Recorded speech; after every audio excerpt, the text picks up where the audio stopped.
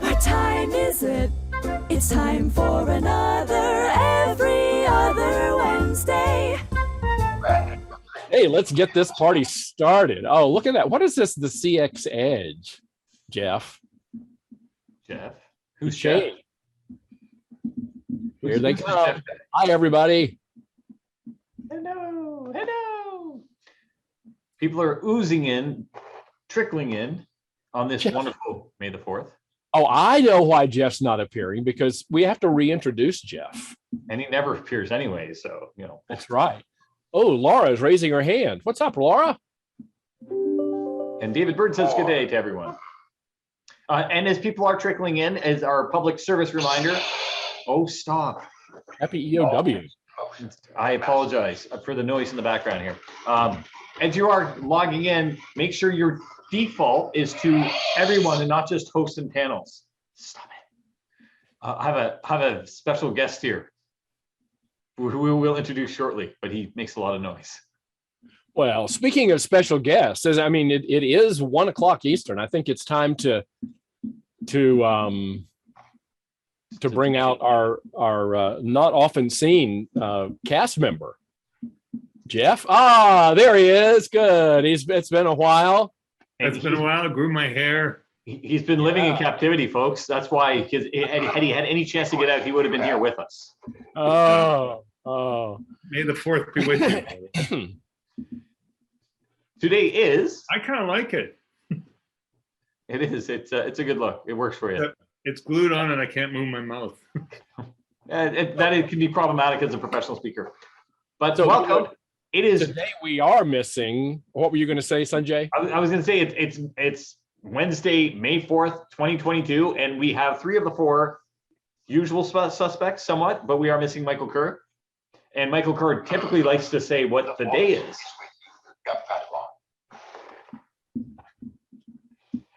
Anyways, he used to say what the theme days are, and we don't know the list because Michael does, but we do know that May the 4th is. May the 4th be with you. The Star Wars Day. And so I have a very special guest, and this is actually the coolest Yoda toy ever. Watch it. Hey, Yoda, teach me how to use the Force. The Force.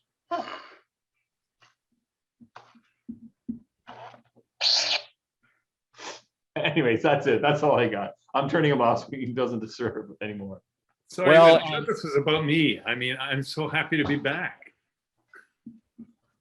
Well, we're just so happy to have you. I tell you what. Yeah. For those of you who I don't know, I'm Jeff Tobe. Nice to meet you all. Yeah, let's go ahead. Do a quick intro. Jeff, where are you hailing from? What do you speak on? All that fun stuff. Well, we don't have no music today. We don't have no music today. Yeah. We don't have no grammar either. It'll take me a while to get my language back. So, hi everyone, I'm Jeff Tobe. And it is so nice to be back. I have been absent for a long time, actually. I'm very excited to be here. I have no clue how they're going to treat me today, but I live in Pittsburgh, Pennsylvania, and my life is all about coloring outside the lines.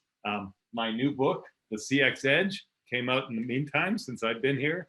Critical customer experience questions to help you attract, keep, and wow customers. Wonderful. My name is Sanjay Nath. I am from just outside of Toronto, Ontario. I speak on and specialize in performance and leadership within organizations and for individuals. Mr. Haddon. And I'm Richard Haddon, and I'm the co-author of Contented Cows Give Better Milk and Contented Cows Move Faster and Contented Cows Still Give Better Milk. And I speak on employee engagement and retention and recruitment and onboarding and all of those kinds of things. And, you know, I was made aware this morning also that today is Star Wars Day. My son, as he was going off to work, found this in the passenger seat of his car and sent this, put this on Facebook. So yes, May the 4th be with you. So today, folks, we're going to be talking about a couple of things with regard to organization culture, which is what we always talk about. So it was interesting that in preparation for this particular episode, and you know what we do is we are always reading and researching and trying to learn as much as we can about culture. And so my good friend Jeff Tobe, again, if some of you don't remember him, it'll all come back to you. But Jeff came across a really good article that was entitled, "You Can't Change Work Culture Until You Understand It." And I started looking at that and I read the article. I said, wow, this is really a great article. And then I got to the very end and I saw who it was by. And I saw that it was by Dr. Donnie Horner. And I said, I know Dr. Donnie Horner, or Donnie, as I call him, because we're tight. And so I actually got in touch with Donnie and I said, Donnie, this is Richard. Donnie used to be on the faculty and on the administration of Jacksonville University, which is my undergraduate alma mater. And I actually had done a little bit of work with Donnie. And so I contacted him. I said, we saw this great article that you wrote, and I would love to have you as a guest on every other Wednesday. And we looked at our calendars, and today was not a good day for him, but he is going to join us in a few weeks. Excellent. But in the meantime, Here we got dressed up. I know, yeah. And Donnie's not even here. I just want to say, I know it has nothing to do with anything except that, in case you're wondering why we're dressed up, Richard and I are actually sharing a platform today, not at the same time, but we're both speaking to the same client at different times, virtually, obviously. And so I am honored to be on the same agenda as you. So. I want to say, I point out further on the logistics. 15 minutes before this call started, Richard just finished, got off stage, virtual off stage, and then we started this up. And like within a minute or two of us finishing, Jeff will be on that stage. So the two of them were able to squeeze in every other Wednesday. We're sandwiched in. Yeah, when they were asking us to schedule, we both said, we have 1 o'clock to 1:45 Eastern that we have to do. This is our most important audience of all. And that's our every other Wednesday, folks. And seriously, while we're talking about that, folks, we are so honored, thrilled, excited every other Wednesday when we start and we come on and we see all of you here. We would love to see you and everyone else whom you know joining us as well. So again, just another plug to get out there and to remind folks to come and join us. So, culture. Richard, can I just comment on on the article so we can get into this? But one of the things that it said that I thought was really interesting, and I just saw it happen with one of the NFL teams, where they say, "Oh, we got a new coach. He's going to bring a great new culture with him." Yeah. And I thought that was interesting because I think that's the mentality of some corporations. We're hiring a new CFO or CEO or C-suite person. They're going to bring this culture with them. So maybe that's a good place to start. Yeah. Okay. Yeah. So one of the things that Donnie says here is that, some people would say that it is the CEO's job to define the culture. Mm-hmm. What do you think? No, I don't think so. Sorry, I'm a believer. I forget how this works. Exactly. You're new here. That's okay, new guy. But I'm a believer of that the stewardship of the organization should come from the top level.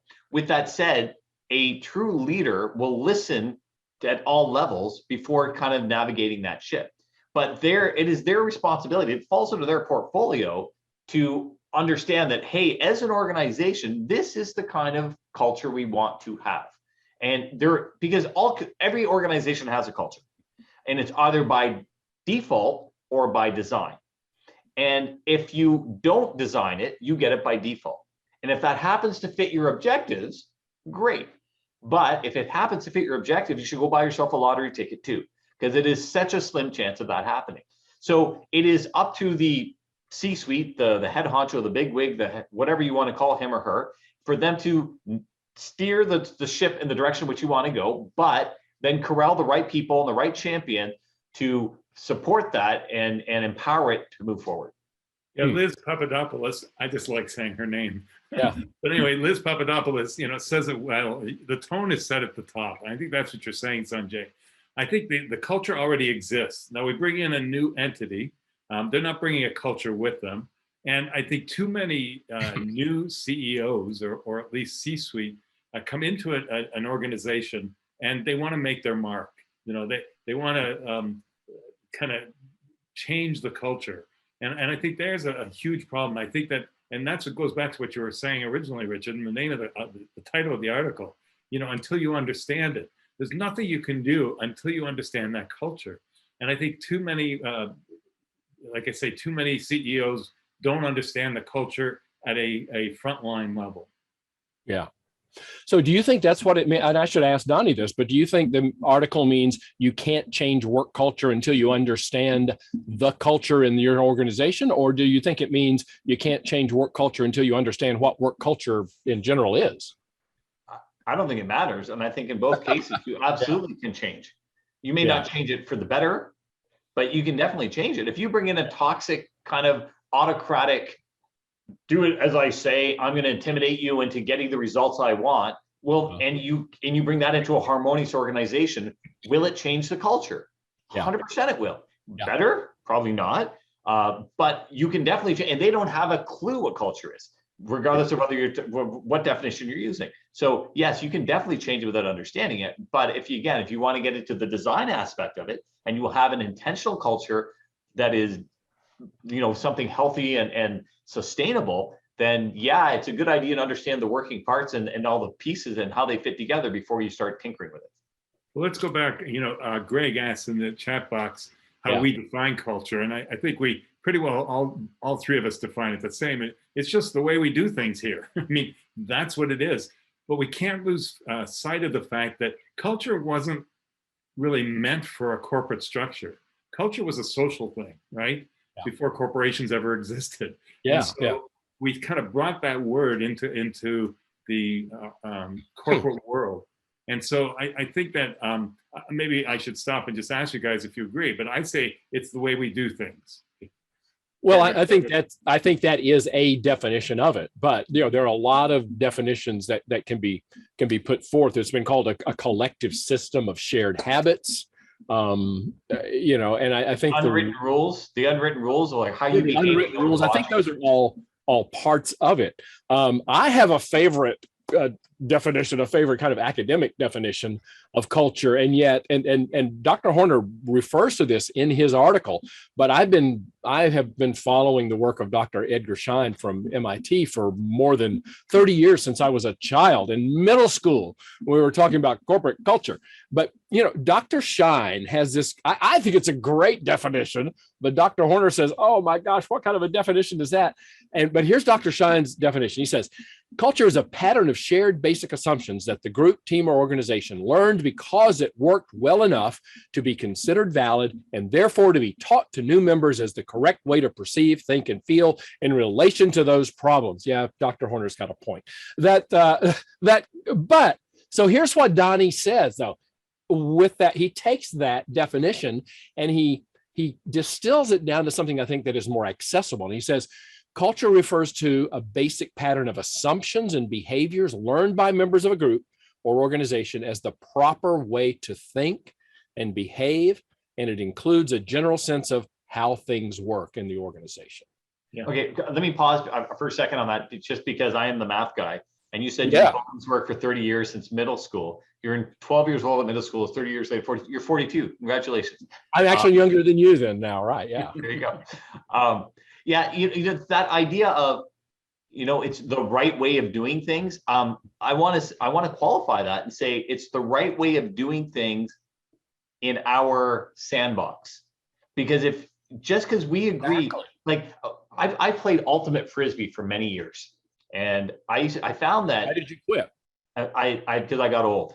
So I found that I used to play really, really competitively. And then I've also played on the opposite of competitively. I don't know what you call it, lazily, but everything in between. And what I found was I had a lot of fun playing super competitively, and I had a lot of fun playing unsuper competitively.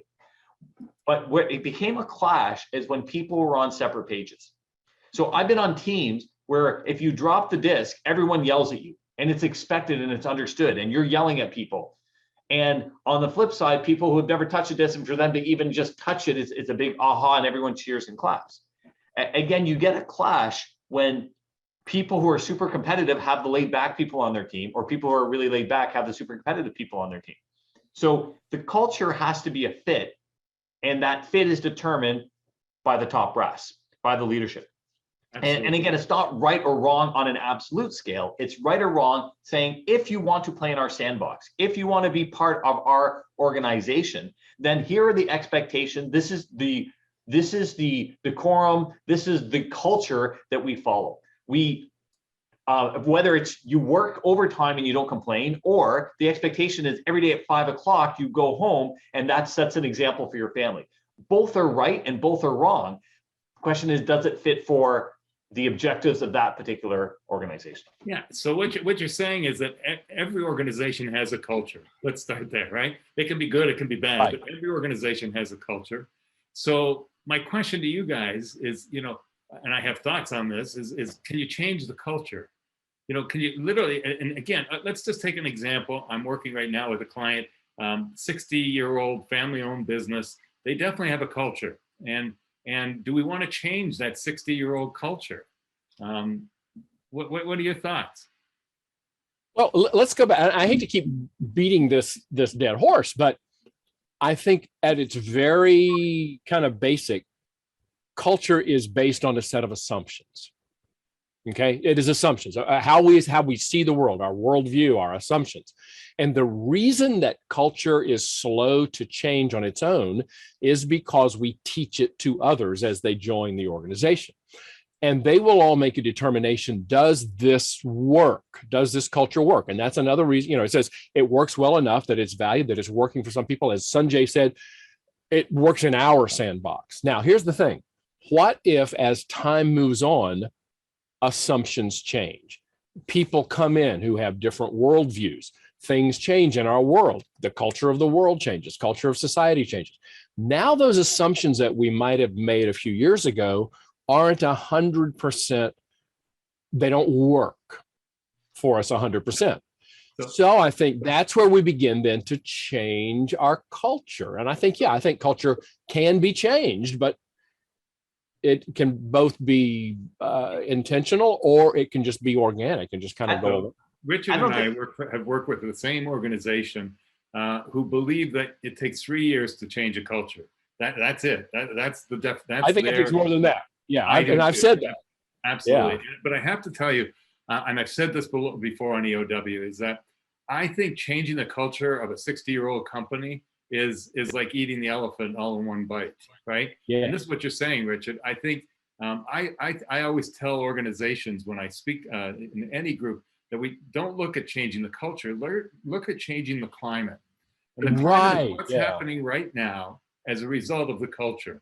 And when you do that, you look at small pieces that can be changed, not changing the whole culture. It may take decades to change a culture. So and then people get disillusioned because they can't take on that responsibility.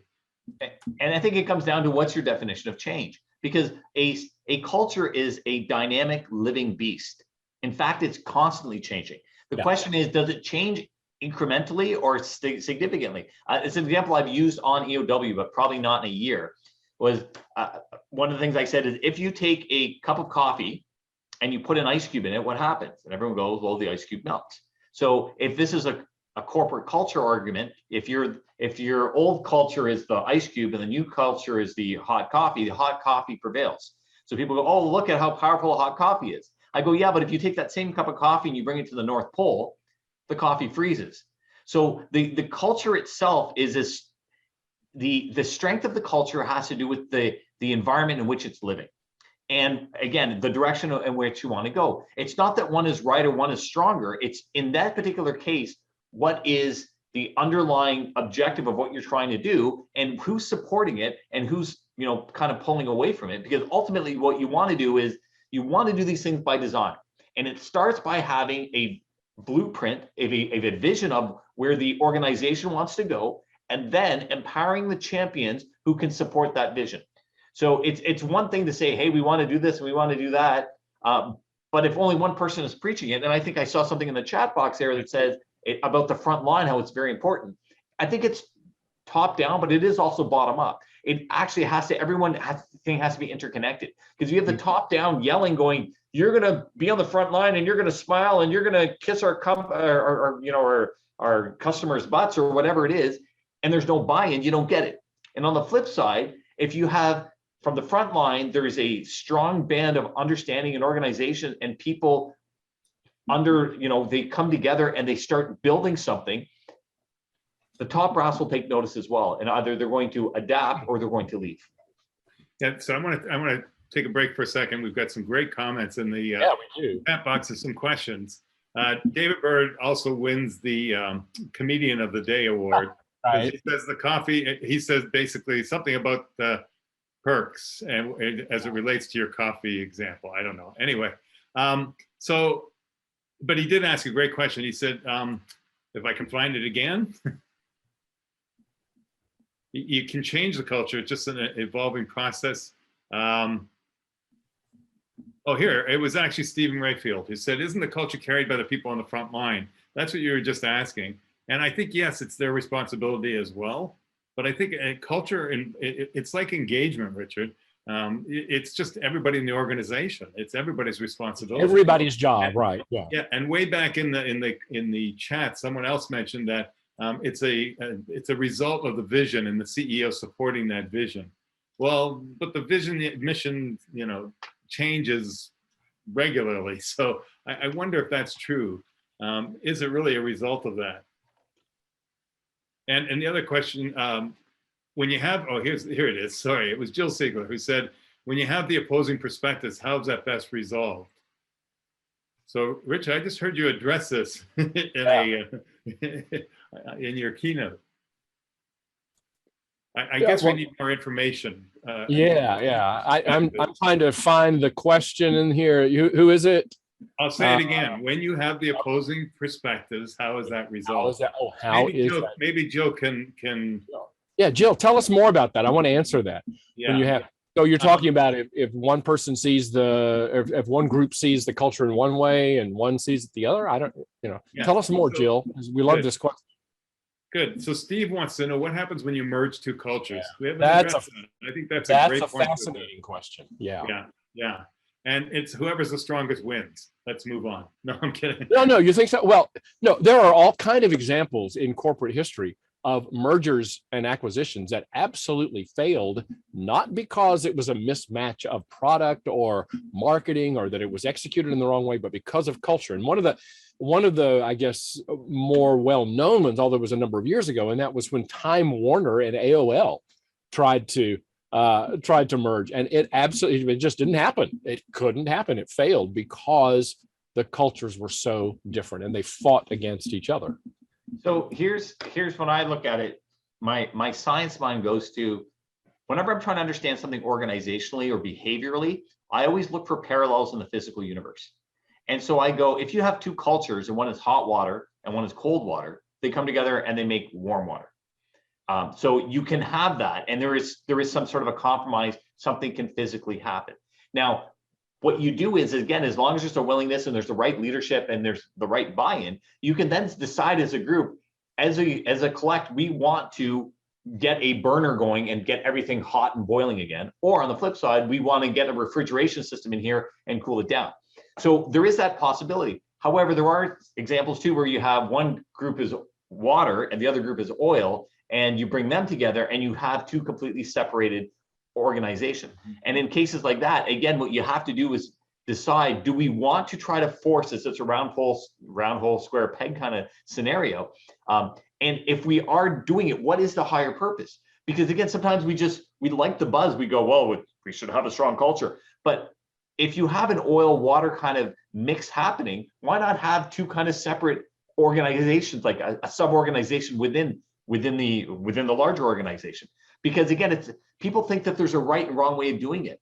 If you want to have that 1950s boss yell at you and intimidate the snot out of you until you do what you say, as long as the employer and the employee buy into it, who are we to say otherwise that it shouldn't work? Because if that works for them, let them do it. Sure. Yeah, that's less likely to work today than it has in the past. But yeah, you're absolutely right. Yeah. We're getting so many good comments. Frederick said, I think Frederick is always a fount of great thinking. Exactly. I think the speed of culture change really depends on the health of the organization. Here. Healthy organizations may actually be able to nurture a change over a period of time, whereas toxic or unhealthy organizations very often need something more drastic, like a forest fire that burns away the dead growth to make space for the new. I love that analogy. You should join Sanjay in an analogy contest. But comments on that as far as change? I want to jump to another one because I really like this. Can one employee derail a culture? What do you recommend when an employee is derailing culture? And I want to answer this first. Tranquilizer. Melissa, this goes back to what I was saying. I think an employee can derail the climate. They can't derail a culture. Culture is rich with history, depending on how old the organization is. And so I don't think once you look at it like that, you figure out what components of the climate are they derailing and how do we address that? But I do not believe they can derail a culture. Thoughts, guys? I agree. I don't think one person can define a culture or derail a culture. It really does have to be collective. I mean, everything that we read talks about being a collective system of shared habits, beliefs, assumptions, things that work. And if you have an outlier there, I don't really think they can derail it. They might take some of the energy out of the culture. They might threaten the culture, but I don't think they can really derail it. I don't know. I think there are extreme cases where one person can derail a culture, especially too if they're given the proper power. Well, yeah, if they have enough power, perhaps. Yeah. And usually the derailment, I mean, obviously has a negative connotation. It's unfortunate because it usually takes a team to build it up, and one person can often ruin it. By the way, there is a question in the question and answers, actually someone using the proper mechanics, and shame on you. It says, how do you ensure there isn't the secret in the group culture? The spoken message is we value balance. The reward's going to those who bust their butt and sacrifice all but the job. Yeah. Oh, I clearly think that actions speak louder than words when it comes to culture. Culture really is what happens, not what we say is our culture. Yeah. And that's the other thing too. We were talking about learning, having a learned culture. The learning doesn't come from the manual, and it doesn't come from the mission statement on the wall. The learning comes through osmosis. It's just sitting down next to people. There's a story in Canada, the largest, was it the not public biotech or pharmaceutical company is called Apotex. And I happen to know the daughter of the guy who started Apotex, and there's a story that goes on. I don't know if it's a true story or not, and it doesn't matter. And those are those urban legends, those urban myths. This is where culture comes from. So Barry Sherman, the guy who started this thing, is a chemist at heart. And they said even like he was like the 6th richest man in Canada at one point. So he was worth billions of dollars. And he used to have a lab set up in his office because at the core of it, he was a chemist. And he was like always playing stuff. But a friend of mine that I did my MBA with was actually working in Apotex. And Barry Sherman was walking through like the cafeteria, and he's just a very unassuming guy. And there was some guy that kind of didn't know who he was. And he was like, hey, can you pick up that piece of garbage there? And what did he do? He just bent over, picked up the garbage, threw in the garbage, kept him walking by. And it's those kind of things. And now people talking about like, here's one of the world's richest men, some guy he didn't know who was like his employee asked him to pick up garbage, and he picked it up and threw it in and just went about his business. And you hear stories like that and you go, that's the way we want to do it. And when you have people walking the walk, that's how you learn it through osmosis. It's not read this and regurgitate it to me because we say we care about the customer. Well, what are we actually doing to actually show other people and the customers that we do care about them? Yeah, I like what Ann said. She said, just treat everybody like a dog. She didn't say that, but that's the way I interpret it. I think she said, I think if culture can be built by rewarding what you want, then bad behavior must also be dealt with. That's what I did, in training a dog and my kids, by the way. So. Yeah. So we asked Jill to clarify her comment or question about opposing perspectives. And thank you, Jill. You did exactly as we asked, and you very clearly have answered that question. So here's what she says. Opposing perspectives. One is I'm here at work to do my job, serve the clients, versus another perspective. I'm here to have fun, then I'll work when it's convenient for me. What do you think about that? I think Carol answered that great. If you look a few down, she said they aren't mutually exclusive. Her model is you have to have fun at work, but of course you got to get the job done. So yeah. I think there's a fine line, but how do you deal with that?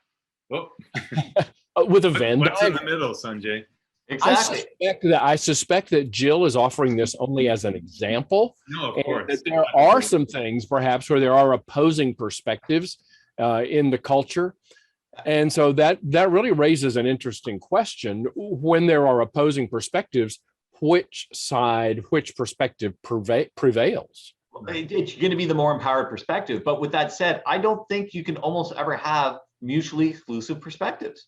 So I think you always have this. Now, it could be this space is bigger or littler, but you're going to always have something to focus on. So when you have those opposing or perceived opposing views, I think what you want to do is, even if it's just a sliver in the middle, you kind of focus on those mutual understanding, the mutual commitments, and then kind of look to grow those. You never want to be completely overlapping. What's the point? Having opposing perspectives is where growth comes from. Sure, yeah. Well, why don't we try it this way? Well, I don't think we should. We should try it this way. And then that's where you get that synergy happening. So you want opposition, but you want it in a healthy way. And you also want to start it from a base of understanding, and hopefully the value system is that we truly both want what we think is best for the organization. And we may come at it from different angles, and you're going to be right in some instances and wrong in others, and so am I. But I think when we're open enough to having those healthy conversations and create a safe enough environment that we can have them and look vulnerable and be wrong and question authority, I think that, and in the end, the organization wins from that. And by the way, just so people are wondering about that fancy diagram there, excuse me, this is how we keep EOW affordable and free, is by using such kind of rudimentary graphics. By the way, this is, as you know, this is called a Venn diagram. Ben will be one of our guests. We're going to have Ben on here next. Yeah. But yeah, no, I think just to do justice to Jill's question, I think what we're saying is, number one, they're not completely mutually exclusive, but if there is one that prevails, that's probably going to be the one that is stronger. Yeah. I love what Steve is saying here too. The story about President Kennedy asking a janitor what he does, and he says, "I'm helping put a man on the moon." I mean, that is pervasive culture. That is every level, people buying into the mission. And that's, again, that comes from that top level of going, this is the direction in which we want to go. How do we get people to buy in? Yeah. So Greg brings up a good point that I know Richard's going to love, and that is engaged employees outperform disengaged employees. Culture is the key to engagement. Absolutely. Do you agree? Oh, I thought the opposite of engaged was single. Yeah, for you it is. When you have a well-defined culture that works for the majority of the workforce, then you absolutely see performance go through the roof. Yeah. You know, I don't want to put in a lot to engagement. I'm an unabashed self-promoter, so I'm going to promote all of us, but it's what we all talk about. Yeah. Richard talks about engagement, and that, you know, engagement directly relates to culture. Sanjay, your performance model of 10-80-10, that's perfect there, because that's exactly right. The top performers will I don't want to put words in your mouth. And I talk about the customer experience, which is internal customer as well, the employee experience.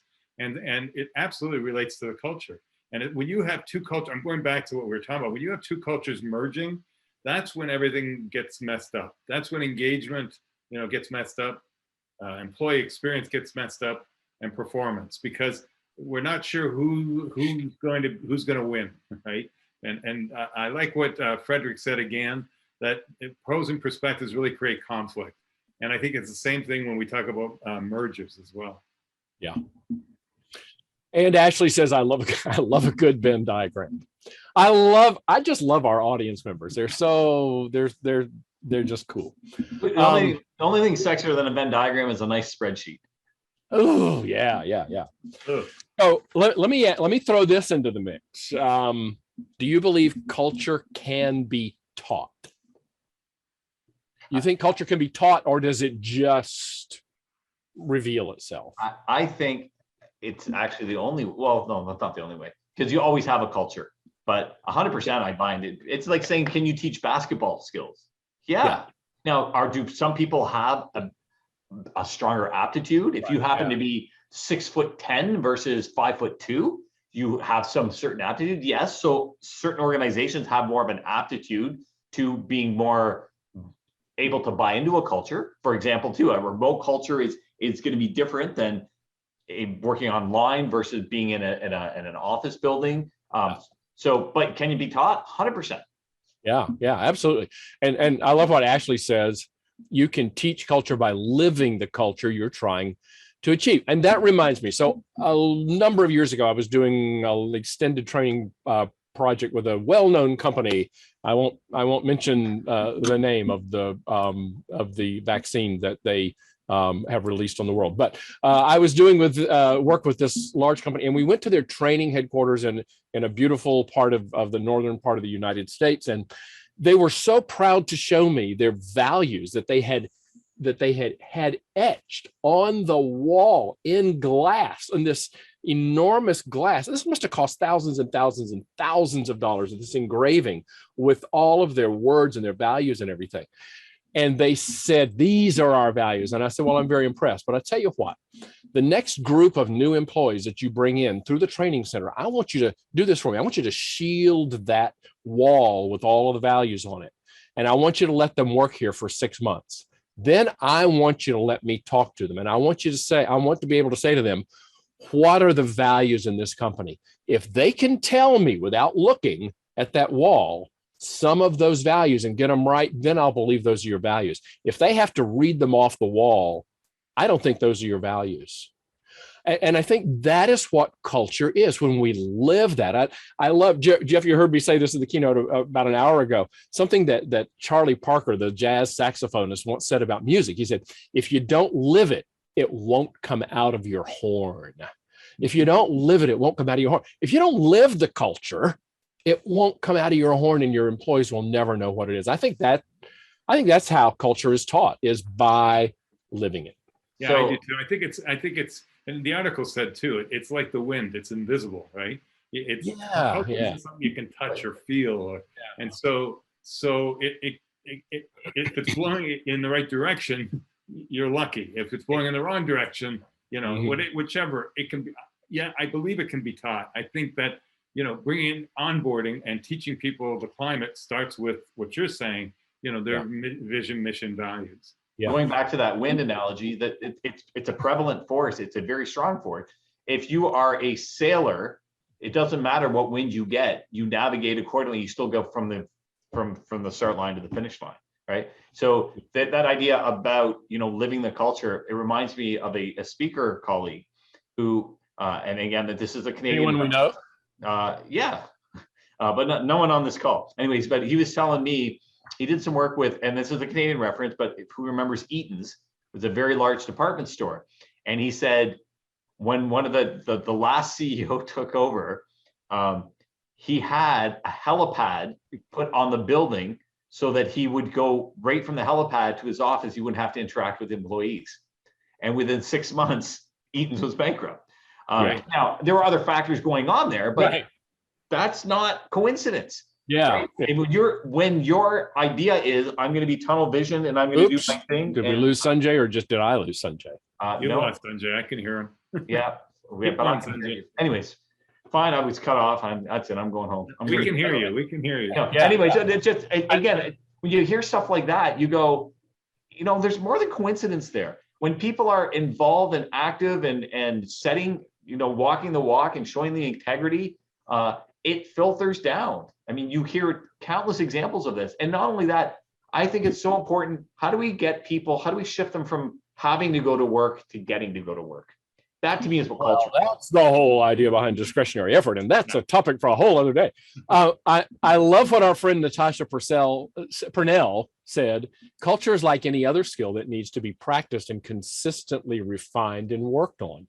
And one thing that I've often said is that it is the CEO and other people's responsibility to, you use the word, the stewardship of that culture, Sanjay, to protect and to nurture the culture. And one example, and this can stir up a lot of controversy, but when Bill Catlett and I wrote the first version of Contented Cows Give Better Milk, we highlighted Walmart as a company with great culture. It was an employer of choice. It was a great place to work. Now, that was 25 years ago. I don't think many people would say that Walmart enjoys that reputation today. And I've often said that is because what they failed to do was to protect and nurture that culture that was so valuable to them over the years. And I think that can happen in any organization. It is more likely to happen as an organization grows. Yeah.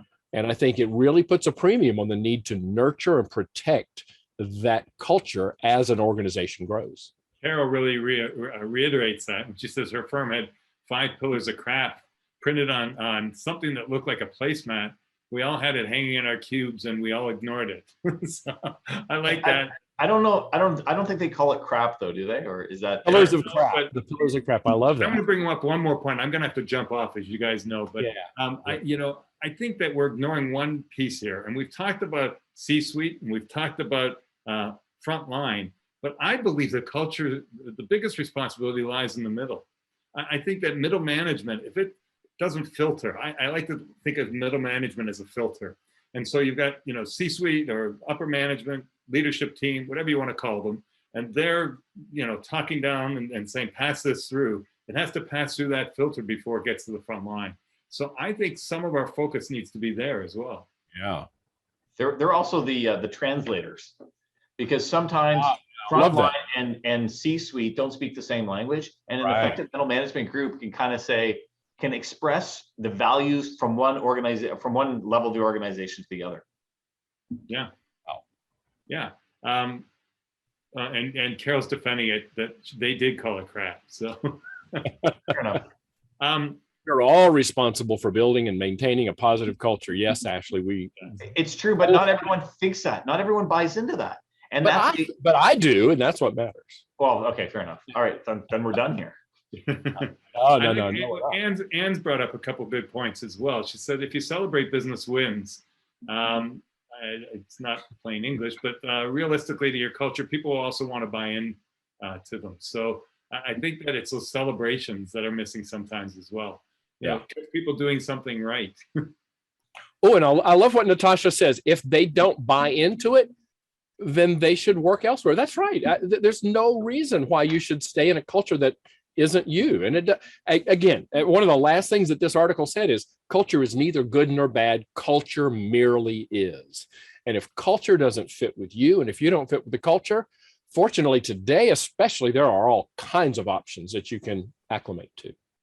Yeah. And guys, I just want to say thank you so much. It's so nice to be back. It is great to have you back. Off a few minutes early. Going to do a keynote. So thank you to everybody, and I'll leave it up to you guys to close things out. Break a leg, our friend. Thank you. We'll see you next time. Don't anybody else go? Just Jeff. As soon as he goes, right. And now let's talk about. We should talk about Jeff. Did you see what he was wearing? Oh my God. A pocket square. Oh man. No. I don't know if anybody noticed. Did you notice my tie, which I never wear on this, but I had to wear it for this keynote I was on? Do you see what's on my tie? It looks like cows. They're cows. I have a cow tie. Thank you, Melissa. I thought it was ink blots. Cows, Ashley. Yes. I thought it was ink blots and someone was stabbing someone else. I don't know. My psychologist said it's fine. Yeah. The great contented cows. Utterly amazing. Thank you. Who was it? Let's see. Carol, if the culture changes due to a merger, you might at that time be elderly and it could be harder to find a job, which would be the reason you stay in a culture you don't want to be in. That is absolutely true. And Carol, I don't know what your definition of elderly is, but you don't even have to be elderly to say, I don't want to leave this culture. But yeah. But yeah, the flip side to that, though, you agreed that in that new space, the new culture may be, oh, you're elderly, so you move on. But just like there's enough out there, there are places where they only want elderly. And it's like, okay, you're less than Gen X. Well, you obviously have no life experience and you don't know what the heck you're talking about. So we have now define elderly. No, don't define elderly. Anyone older than me is elderly. All right. Okay, good.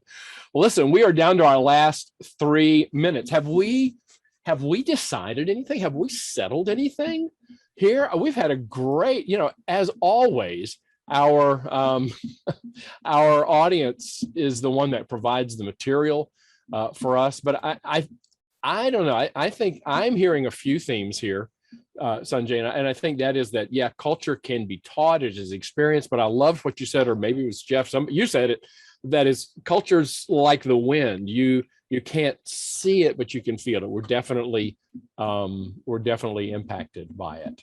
I think this is the highlight for me of today came from Ashley, that go hang a salami, I'm a lasagna hog is in fact a palindrome, and that is very, very cool. Hang a salami or some salami. Oh gosh, and I had lasagna for lunch today. Who knew? All right, folks, we will be back in 14 days. In 14 days, in 2 weeks, that makes it May the 18th. Now, I want to address something. Several of you, many of you were very, very just run through to the core that we didn't have our music today. And I apologize. I'm in charge of the music, and I'm in a little different setup today, and I didn't have my music with me. But here's the thing. If you go to eowednesday.com, eowednesday.com, that is our website. There you can see every single episode that we have ever done since the beginning of EOW time. And at the beginning of those, at least for the last 6 months or so, is our famous EOW jingle. You'll see to the beginning of every one of those YouTube videos. I'm thinking we should have like an air band concert of people doing the opening credits, singing the EOW, and then like giving away a grand prize. Like, what's our budget? Maybe give away a Yoda or something. It is. Yeah, there you go. Well, I would love to see some of our audience put that together. So, folks, we are down to our last minute or so, and David says, "Say hi to Mike." We will. It's always so much more fun when Mike is here, but Sanjay and Jeff and I try to do the very best we can. Watch out for your email, and we will send you what the topic is, and hopefully who our stimulating guest is next Wednesday, not next Wednesday, but next every other Wednesday, May the 18th, 2022. And we will see you every other Wednesday.